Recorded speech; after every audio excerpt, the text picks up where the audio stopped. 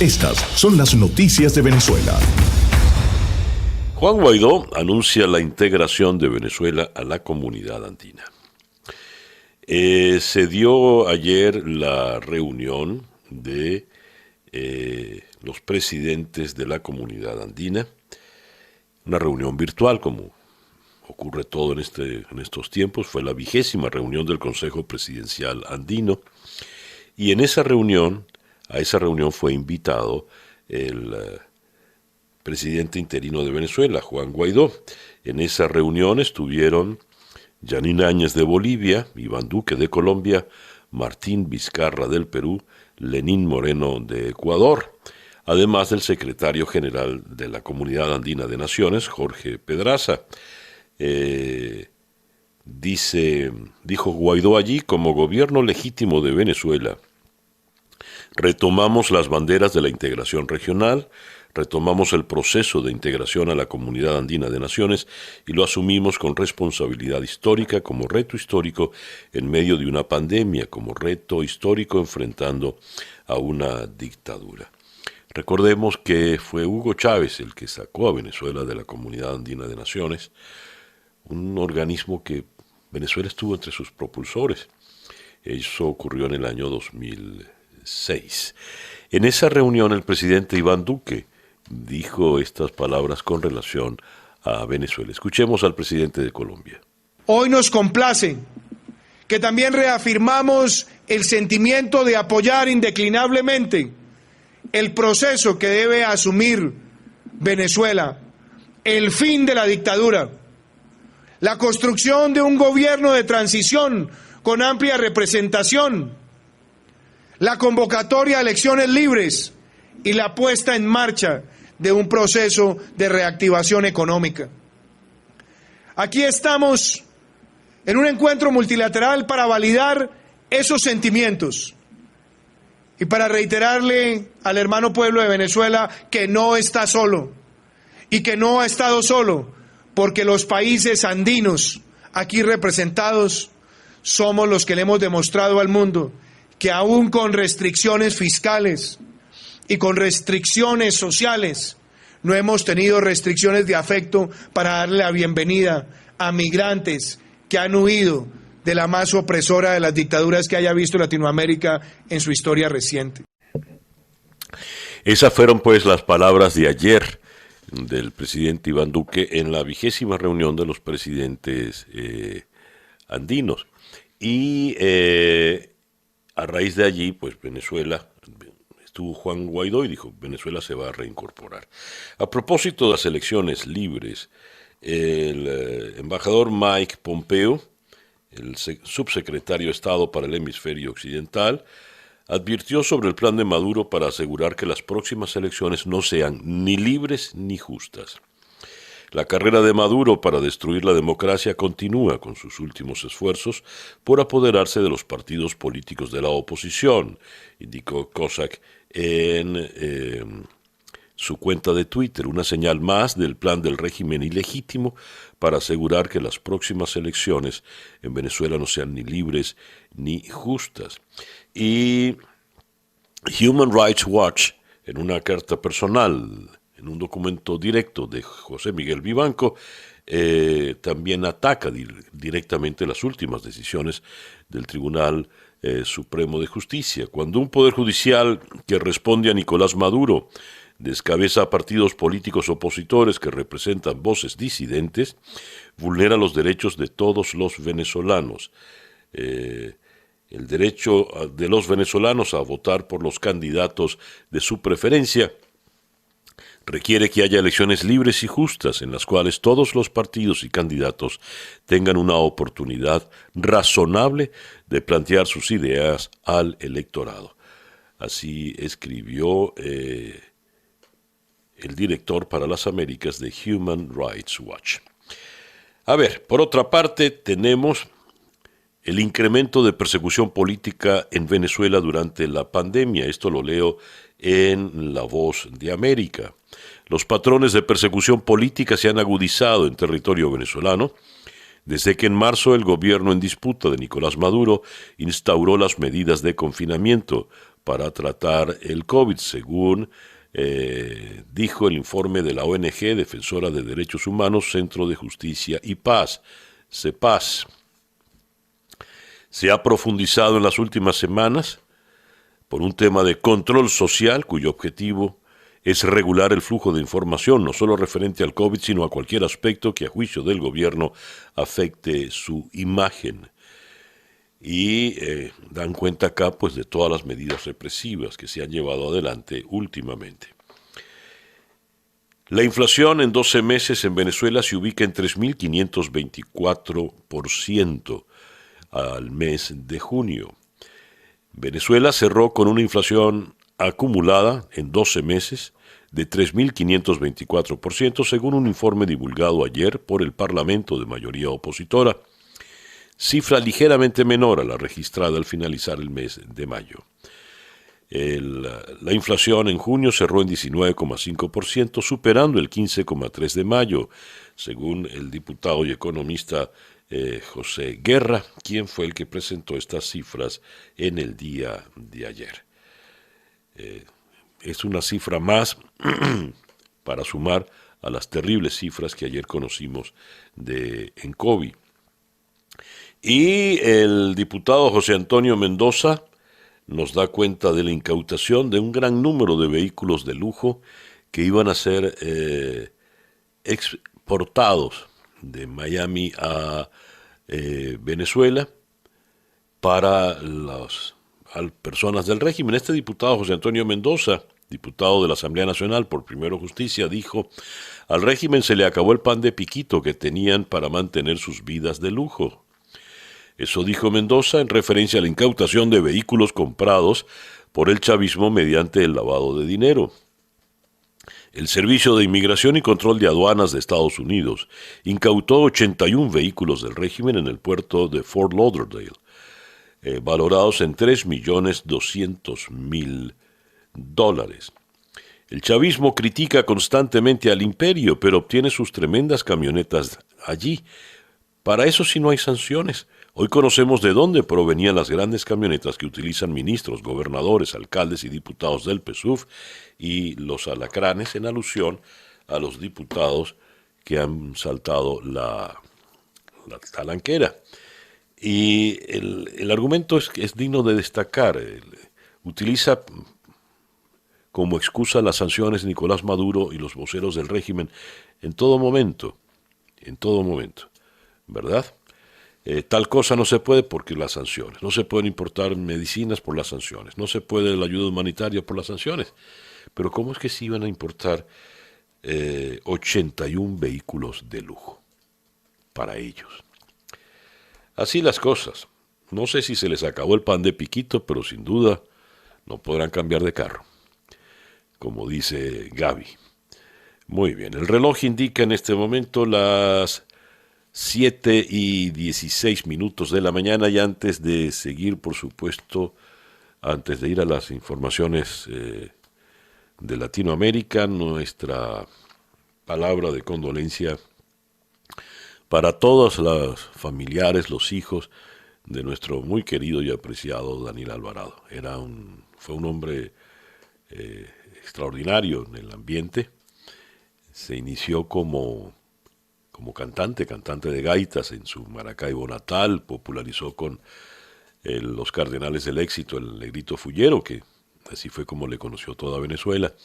Pero una vez me confesó en una entrevista en la radio que en realidad lo que él quería era ser actor, y eso fue lo que siempre quiso. Por ello dejó de cantar y tuvo una grande y fulgurante carrera como actor. Ayer pereció en un accidente doméstico, cayó de una escalera y el golpe fue mortal. Le recordaremos siempre y con mucho cariño al gran Daniel Alvarado. Noticias de Latinoamérica. La pandemia del coronavirus va a disparar la pobreza y las desigualdades en América Latina y el Caribe, según advirtió Naciones Unidas en Ginebra, que reclamó a los gobiernos de la región y a la comunidad internacional un apoyo decidido a las personas más vulnerables. En un informe, el secretario general Antonio Guterres recordó que Latinoamérica se ha convertido en uno de los epicentros del COVID-19, con varios países que tienen algunas de las mayores tasas de contagio per cápita en todo el mundo. La crisis del coronavirus ha llegado además a la región en un momento especialmente complicado, pues ya venía de años de dificultades económicas con un crecimiento muy débil y lastrado, entre otras cosas, por un grave problema de desigualdad. La economía brasileña comenzó a ver esta semana una luz al final del túnel tras la histórica retracción provocada por la pandemia del coronavirus, y tanto el Banco Central como economistas coinciden en que lo peor ya pasó y que las proyecciones más catastróficas no se cumplirán. El optimismo fue provocado por una serie de indicadores que han sido divulgados en los últimos días y que muestran que la actividad en la mayor economía de Sudamérica comenzó a reaccionar tras haber sufrido caídas históricas en abril y mayo. De Brasil bajamos al Uruguay. 4 meses después de ser investido presidente, Luis Lacalle Pou ya cuenta con el instrumento necesario para gobernar 5 años hasta el 2025, tras conseguir el visto bueno del Parlamento a la ley de urgente consideración, buque insignia de su campaña electoral. El canciller de Ecuador, José Valencia, dimitió ayer de su cargo 2 días después de que renunciara el vicepresidente Otto Sonnenholzner, quien ha anunciado que participará en las elecciones del próximo año. Valencia, en rueda de prensa virtual, dijo que su renuncia no tenía una relación directa con la salida de Sonnenholzner y que obedecía más bien a que considera que ya ha cumplido su misión al frente de la Cancillería ecuatoriana.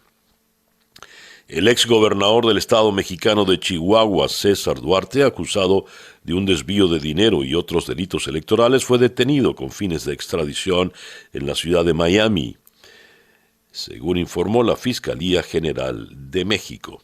Y México registra un nuevo récord de casos de el coronavirus, pese a afirmar que la pandemia estaba en desaceleración. Ayer México registró un nuevo récord de casos en un solo día, con 6.995 infecciones, superando a España y situándose en 8º lugar del mundo en número total de casos, según un recuento de la agencia Reuters. Los acreedores de la Argentina tienen que ver este como un momento de acción. En una conferencia del G20 y del Club de París, en la que participa Martín Guzmán, el ministro de Finanzas, la señora Georgieva, la presidenta del Fondo Monetario Internacional, y el ministro de Finanzas de Arabia Saudita, llamaron a los acreedores privados a contribuir con el proceso de reestructuración de la Argentina. La directora general del FMI, Kristalina Georgieva, se refirió al proceso de renegociación de la deuda argentina en una conferencia de miembros del G20 y el Club de París. Y la justicia argentina citó a indagatoria al exjefe de la Agencia Federal de Inteligencia, Gustavo Arribas, y a su segunda en el organismo, Silvia Magdalani, en uno de los expedientes en los que se investiga el presunto espionaje ilegal a la actual vicepresidenta Cristina Fernández de Kirchner y al Instituto Patria, una de las sedes del kirchnerismo en Buenos Aires. Según el documento judicial, los hechos habrían ocurrido en el 2018, de acuerdo al expediente, durante la presidencia de Mauricio Macri. Y cerramos en Colombia, sismo de magnitud 5.1. Un sismo de magnitud 5.1 en la escala de Richter sacudió a Colombia en la noche, según reportes del Servicio Geológico de Estados Unidos. El epicentro estuvo ubicado a 2 kilómetros de Cepitá, en Santander, en el oriente colombiano. El foco sísmico estuvo localizado a 159,7 kilómetros de profundidad. No se reportan daños materiales ni personales hasta el momento. Y quizás se pudo haber sentido en Venezuela, pero no nos han informado nada todavía. Escuchas Día a Día con César Miguel Rondón. Nuestra agenda para el día de hoy, jueves 9 de julio. Vamos a comenzar en Caracas con Mariana Romero. Ella es abogada, directora del Centro para los Defensores y la Justicia, es defensora de derechos humanos. En Venezuela se agudizan los patrones represivos durante la pandemia. Detenciones arbitrarias, allanamientos, censura, amenazas. Luego vamos a viajar a Nueva York para conversar con Jesús García, periodista del diario El Tiempo en esta ciudad. Aumento de tiroteos en Nueva York hace saltar las alarmas. Muchos atribuyen a la crisis causada por la pandemia y la frustración provocada por la violencia policial. Un total de 39 personas murieron en junio en 205 tiroteos, lo que supone un aumento del 130% respecto al mes de junio del año pasado. Luego vamos a la ciudad de Washington para conversar con el economista Dani Bahar. Según el Fondo Monetario Internacional, Latinoamérica será la región con la menor recuperación del mundo en el próximo año. Asimismo, el organismo pide reforma fiscal global tras la crisis del coronavirus. Después vamos a Bogotá para conversar con Marta Elvira Soto. Ella es la editora de la unidad de investigación del diario El Tiempo. Con ella vamos a conversar a propósito de lo que en El Tiempo de Bogotá han definido como la carta desesperada del régimen de Maduro por liberar a Alex Saab. Eso está por demás interesante. Luego regresamos a la ciudad de Washington para conversar con Alfonso Fernández, el corresponsal de la agencia EFE en la capital de Estados Unidos, para analizar la visita del presidente mexicano Andrés Manuel López Obrador a la Casa Blanca, la actitud a todos, a juicio de la inmensa mayoría, la actitud sumisa, sorpresivamente sumisa, que tuvo López Obrador frente al presidente Donald Trump. Y vamos a cerrar nuestra agenda de hoy en la ciudad de Montevideo. Como leíamos, se ha aprobado la ley de urgente consideración, lo que considera, valga la redundancia, el presidente Lacalle Pou como un triunfo. ¿Qué significa esta ley? ¿Qué beneficios traerá para el presidente Lacalle? Pero sobre todo, ¿qué beneficios puede traer para los uruguayos? Y allí pues vamos a cerrar entonces nuestra agenda del día de hoy, jueves 9 de julio del año 2020. El editorial con César Miguel Rondón. ¿Qué es eso de una carta desesperada? El diario El Tiempo de Bogotá ha publicado una carta sin duda desesperada, que le envía Jorge Arreaza, canciller de Maduro, al presidente de la nación de Cabo Verde, y le pide por Alex Saab. Él escribe, al canciller de Cabo Verde, Luis Felipe Tavares. Escribe. Él apela a un argumento humanitario para que Saab sea liberado de inmediato. Leo de la carta de Arreaza. Nuestro único reclamo es que la afirmación del honorable presidente Jorge Carlos Fonseca, el presidente de Cabo Verde, se cumpla. Esto implica que nuestro compatriota, es decir, Alex Saab ya es compatriota de Arreaza, sea tratado con justicia y humanidad, como nos aseguró en su carta del 15 de junio, y de acuerdo con las inmunidades y privilegios que lo acreditan como enviado especial del gobierno de Venezuela. Pide inmunidades y privilegios. Y más adelante dice, Señor, debo agregar a lo anterior que ayer, para nuestra sorpresa, se nos informó que el señor Saab fue trasladado del centro de detención en la isla de São Vicente a la isla de Sal, sin que el embajador o sus abogados locales fueran informados. Este hecho y las razones para la transferencia llaman mucho nuestra atención, porque fue precisamente en la isla de Sal donde el señor Saab denunció que fue objeto de agresión física y robo por parte de algunos agentes de policía después de su arresto el 12 de junio. En este último punto, solicito que se autorice el traslado del embajador Alejandro Correa de Praia a Isla de Sal, para que pueda consultar directamente con el señor Saab su estado actual y el motivo de su traslado. Sigue Arriaza, habla del equipo legal internacional que defiende a Saab, dirigido por el doctor Rutzel Silvestre J. Marta, ex fiscal general de Interpol y ex ministro de Justicia de las Antillas Neerlandesas.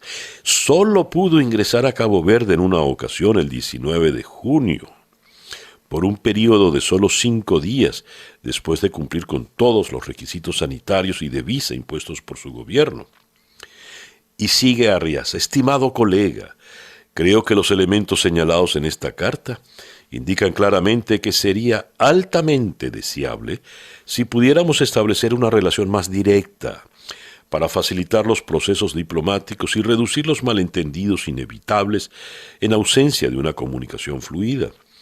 Reitero toda nuestra disponibilidad a este respecto. Por favor, señor, crea que preferiría escribirle por razones más trascendentes para nuestros pueblos, como el aumento de las relaciones bilaterales y la construcción de una agenda de cooperación y complementariedad en beneficio de ambas naciones.